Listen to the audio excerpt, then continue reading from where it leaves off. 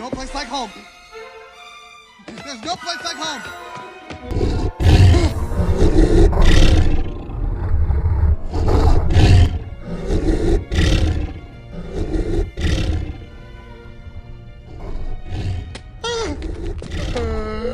Another step like that, cowboy, you're gonna get us killed. Don't tell me what to do. Shh.